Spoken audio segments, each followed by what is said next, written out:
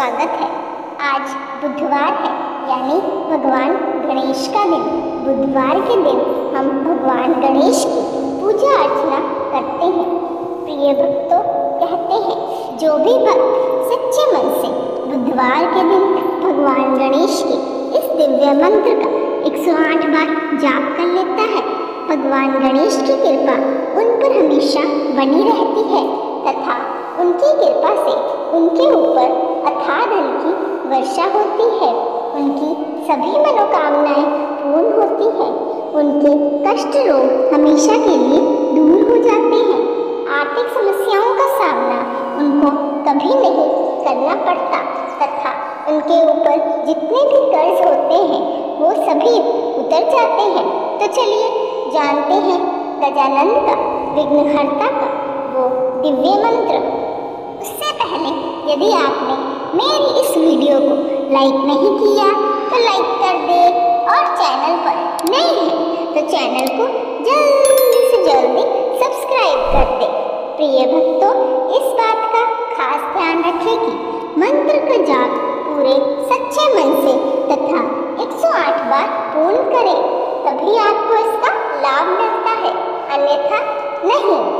मंत्र: विघ्नेश्वराय वरदाय सूरप्रियाय लंबोदराय सकलाय जगदीताय नागननाय श्रुतयज्ञ विभूषिताय गौरीसूत्राय गणनाथं नमो नमोस्तुते। विघ्नेश्वराय वरदाय सूरप्रियाय लंबोदराय सकलाय जगदीताय नागननाय श्रुतयज्ञ विभूषिताय गौरीसूत्राय गणनाथं नमो नमोस्तुते। विघ्नेश्वराय वरदाय सूरप्रियाय लंबोदराय सकलाय जगदीताय नागननाय श्रुतयज्ञ विभूषिताय गौरीसूत्राय गणनाथं नमो नमोस्तुते। विघ्नेश्वराय वरदाय सूरप्रियाय लंबोदराय सकलाय जगदीताय नागननाय श्रुतयज्ञ विभूषिताय गौरीसूत्राय गणनाथं नमो नमोस्तुते। विघ्नेश्वराय वरदाय सूरप्रियाय लंबोदराय सकलाय जगदीताय नागननाय श्रुतयज्ञ विभूषिताय गौरीसूत्राय गणनाथं नमो नमोस्तुते। विघ्नेश्वराय वरदाय सूरप्रियाय लंबोदराय सकलाय जगदीताय नागननाय श्रुतयज्ञ विभूषिताय गौरीसूत्राय गणनाथं नमो नमोस्तुते।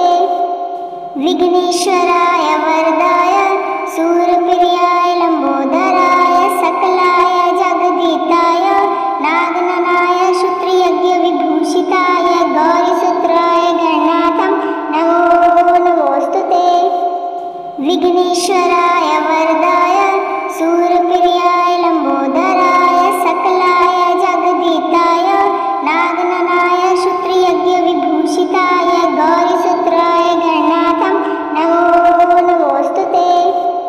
विघ्नेश्वराय वरदाय सूरप्रियाय लंबोदराय सकलाय जगदीताय नागननाय श्रुतयज्ञ विभूषिताय गौरीसूत्राय गणनाथं नमो नमोस्तुते। विघ्नेश्वराय वरदाय सूरप्रियाय लंबोदराय सकलाय जगदीताय नागननाय श्रुतयज्ञ विभूषिताय गौरीसूत्राय गणनाथं नमो नमोस्तुते। विघ्नेश्वराय वरदाय सूरप्रियाय लंबोदराय सकलाय जगदीताय नागननाय श्रुतयज्ञ विभूषिताय गौरीसूत्राय गणनाथं नमो नमोस्तुते।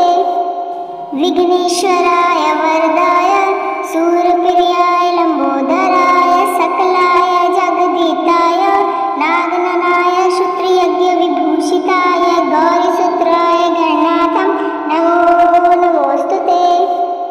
विघ्नेश्वराय वरदाय सूरप्रियाय लंबोदराय सकलाय जगदीताय नागननाय श्रुतयज्ञ विभूषिताय गौरीसूत्राय गणनाथं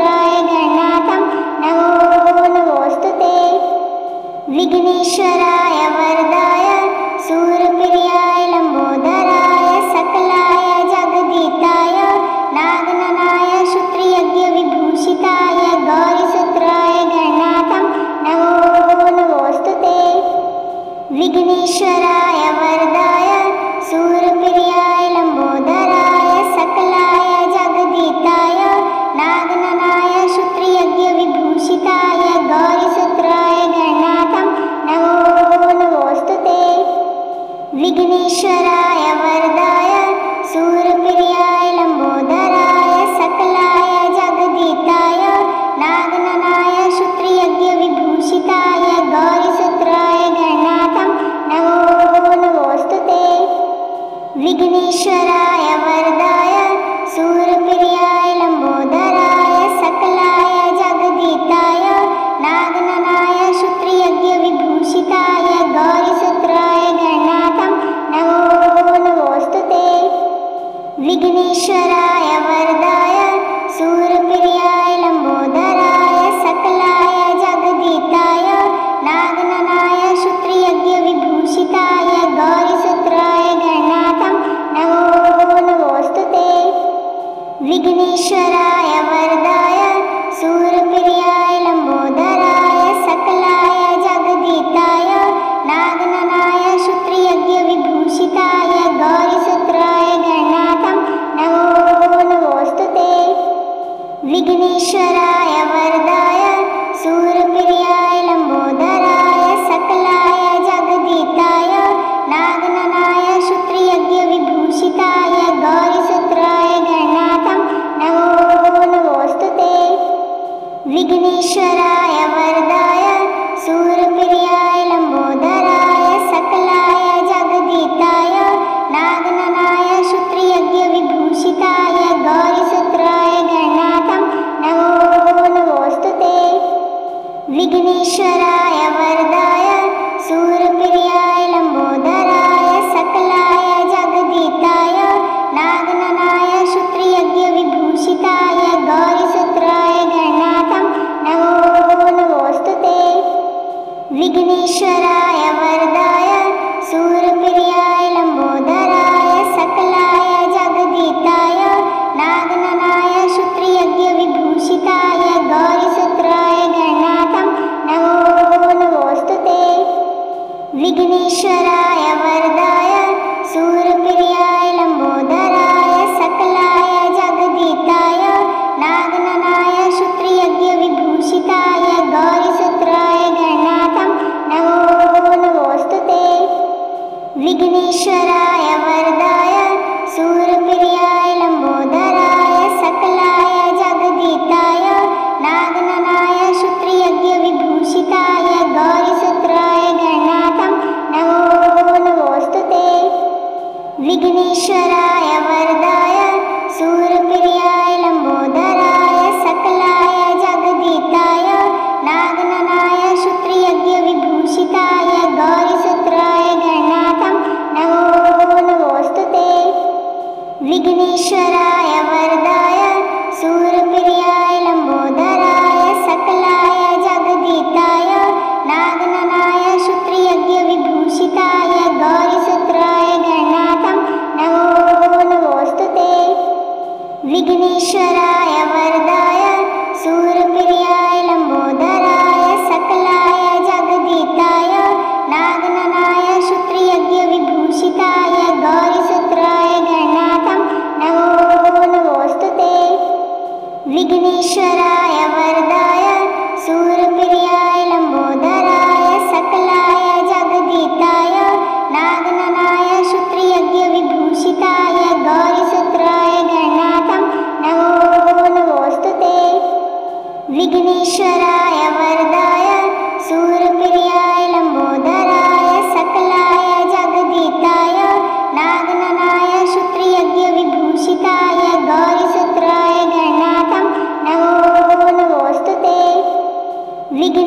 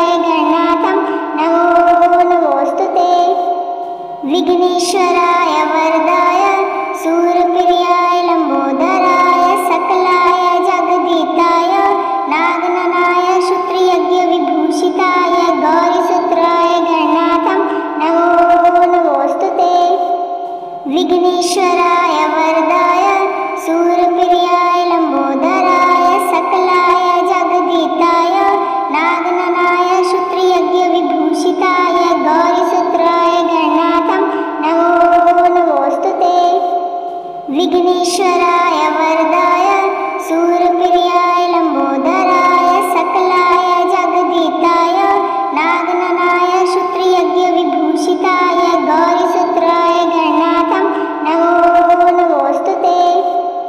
विघ्नेश्वराय वरदाय शूरप्रियाय लंबोदराय सकलाय जगदीताय नागननाय श्रुतियज्ञविभूषिताय गौरीसूत्राय गणाथं नमो नमोस्तुते। विघ्नेश्वराय वरदाय शूरप्रियाय लंबोदराय सकलाय जगदीताय नागननाय श्रुतियज्ञविभूषिताय गौरीसूत्राय गणाथं नमो नमोस्तुते। विघ्नेश्वराय वरदाय शूरप्रियाय लंबोदराय सकलाय जगदीताय नागननाय श्रुतियज्ञविभूषिताय गौरीसूत्राय गणाथं नमो नमोस्तुते। विघ्नेश्वराय वरदाय शूरप्रियाय लंबोदराय सकलाय जगदीताय नागननाय श्रुतियज्ञविभूषिताय गौरीसूत्राय गणाथं नमो नमोस्तुते। विघ्नेश्वराय वरदाय शूरप्रियाय लंबोदराय सकलाय जगदीताय नागननाय श्रुतियज्ञविभूषिताय गौरीसूत्राय गणाथं नमो नमोस्तुते।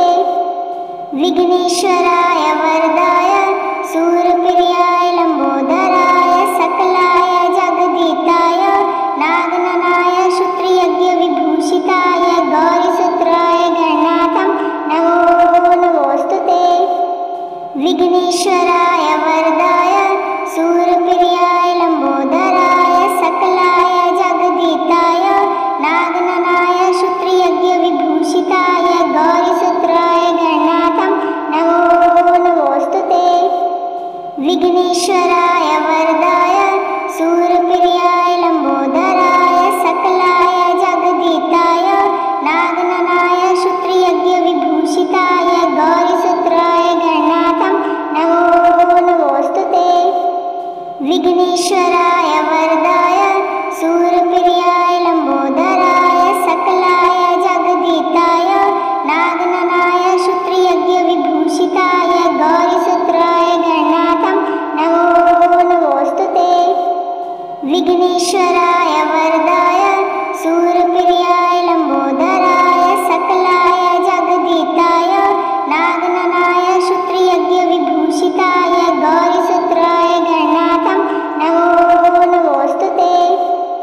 विघ्नेश्वराय वरदाय शूरप्रियाय लंबोदराय सकलाय जगदीताय नागननाय श्रुतियज्ञविभूषिताय गौरीसूत्राय गणाथं नमो नमोस्तुते। विघ्नेश्वराय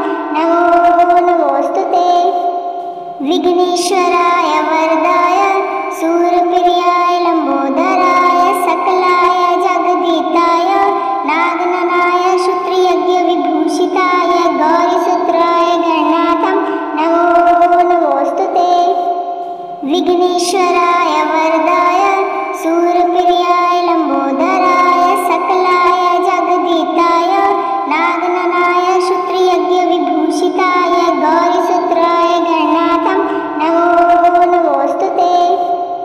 विघ्नेश्वराय वरदाय शूरप्रियाय लंबोदराय सकलाय जगदीताय नागननाय श्रुतियज्ञविभूषिताय गौरीसूत्राय गणातं नमो नमोस्तुते।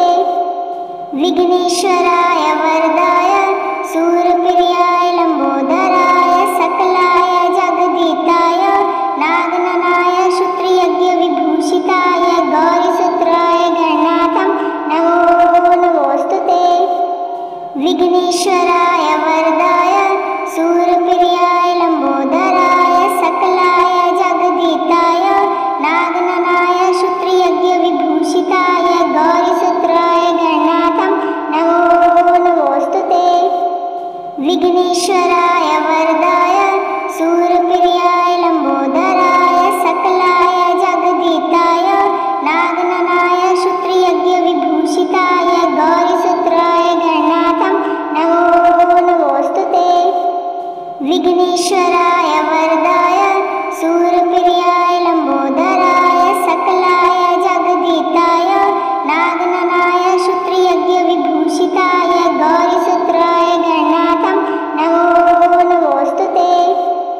विघ्नेश्वराय वरदाय शूरप्रियाय लंबोदराय सकलाय जगदीताय नागननाय श्रुतियज्ञविभूषिताय गौरीसूत्राय गणातं नमो नमोस्तुते।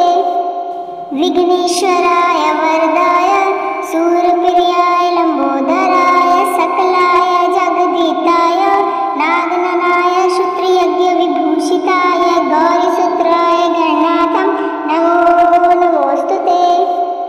विघ्नेश्वराय वरदाय शूरप्रियाय लंबोदराय सकलाय जगदीताय नागननाय श्रुतियज्ञविभूषिताय गौरीसूत्राय गणातं नमो नमोस्तुते।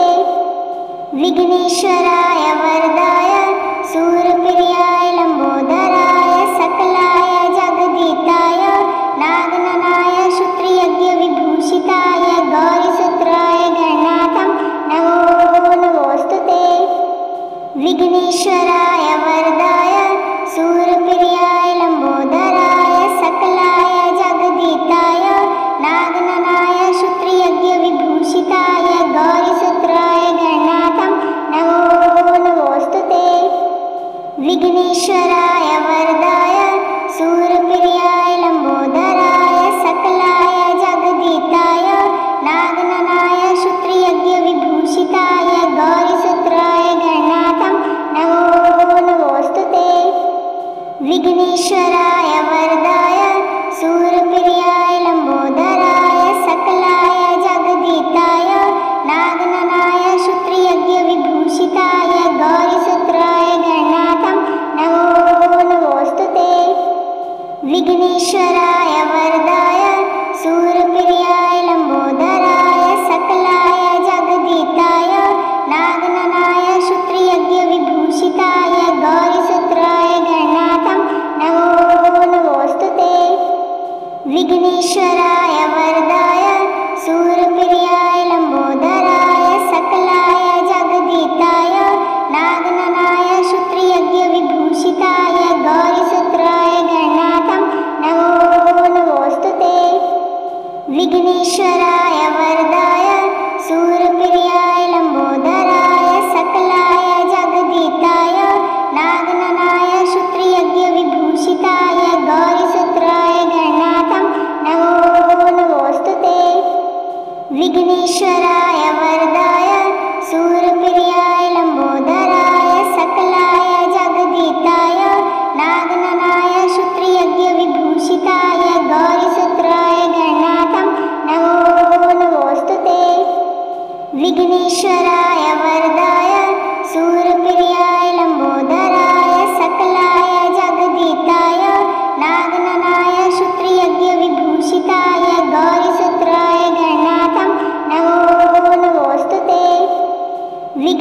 विघ्नेश्वराय वरदाय शूरप्रियाय लंबोदराय सकलाय जगदीताय नागननाय श्रुतयज्ञविभूषिताय गौरीसूत्राय गणनाथं नमो नमोस्तुते। विघ्नेश्वराय वरदाय शूरप्रियाय लंबोदराय सकलाय जगदीताय नागननाय श्रुतयज्ञविभूषिताय गौरीसूत्राय गणनाथं नमो नमोस्तुते। विघ्नेश्वराय वरदाय शूरप्रियाय लंबोदराय सकलाय जगदीताय नागननाय श्रुतयज्ञविभूषिताय गौरीसूत्राय गणनाथं नमो नमोस्तुते। विघ्नेश्वराय